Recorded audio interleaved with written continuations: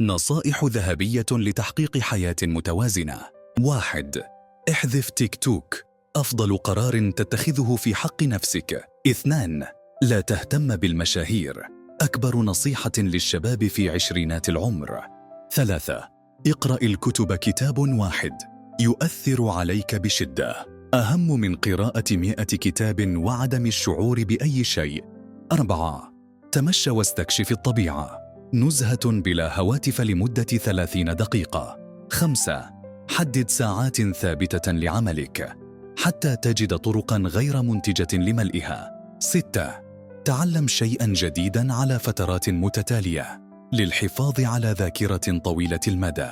7.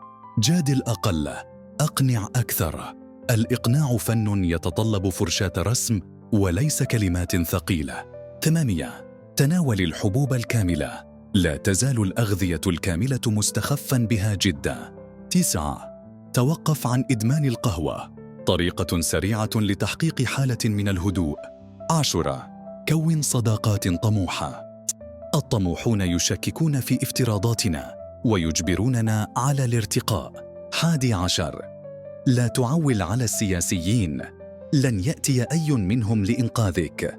12. تعرف على أسلافك، الرضا عن العائلة يؤثر على الصحة. 13. اشكر الله، ستختفي 99% من مشاكلك. تذكير ودي، أنت قبطان سفينتك الخاصة، كل إجراء تتخذه اليوم له تأثير مضاعف في المستقبل. المغزى: اخلق عادات يومية تشكر عليها نفسك البالغة من العمر. 40 عاماً.